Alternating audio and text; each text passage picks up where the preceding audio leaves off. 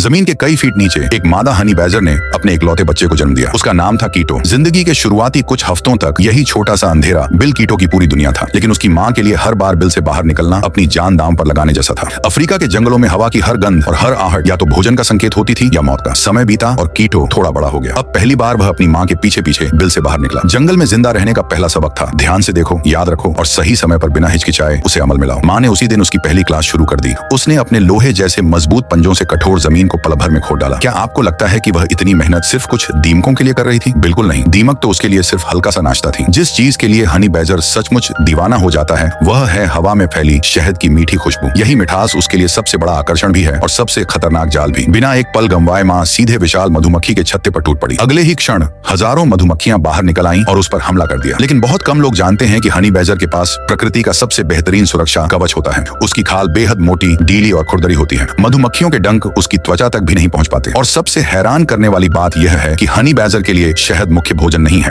असली खजाना तो छत्ते के भीतर छिपे प्रोटीन से भरपूर लार्वा एंड प्यूपा होते हैं। उस दिन कीटो ने पहली बार जंगल की इस मीठी दावत का स्वाद चखा। लेकिन जंगल में सिर्फ मिठास ही नहीं, मौत भी हर कदम पर घात लगाए बैठी रहती है। अचानक उसकी माँ बिजली की रफ्तार से आगे बढ़ी और एक जहरीले सांप की गर्दन को इतनी सटीकता से दबोचा कि लड़ाई शुरू होने से पहले ही खत्म हो गई। कीटो यह सब अपनी आंखों से देख रहा था। उस दिन उसे समझ आया कि सिर्फ ताकत ही नहीं बल्कि सही समय का इंतजार करने वाला धैर्य भी सबसे बड़ा हथियार होता है। कुछ महीने बाद कीटो अपनी माँ से अलग हो गया और अकेले जंगल की जिंदगी शुरू कर दी। अब वह खुद बिल खोदता, खुद भोजन तलाशता और खुद शिकार करता था। एक दिन उसकी नजर एक युवा मॉनिटर छिपकली पर पड़ी। बिना देर किए उसने उसका पीछा शुरू किया। तेज दौड़ के बाद कीटो ने अपनी जिंदगी का पहला अकेला शिकार सफलतापूर्वक कर लिया। अब वह पूरी तरह जवान हो चुका था। निडरता उसकी पहचान बन गई थी। अफ्रीकी घास के मैदान के सबसे ताकतवर शिकारी शेर से भी उसे कोई डर नहीं लगता था। एक बार वह खुद एक सोते हुए नर शेर के पास जा पहुंचा। अचानक उसने हमला करने का नाटक किया, पूरी ताकत से उसकी ओर दौड़ा और फिर सही समय पर पीछे हट गया। पहली नजर में यह पागलपन लगता है, लेकिन यही हनी बैजर की सबसे बड़ी समझदारी है। उसका उद्देश्य लड़ाई नहीं बल्कि अपनी निडरता से दुश्मन को बिना लड़े पीछे हटने पर मजबूर करना होता है। आज कीटो एक अनुभवी शिकारी बन चुका है। ऊंचे पेड़ों पर बने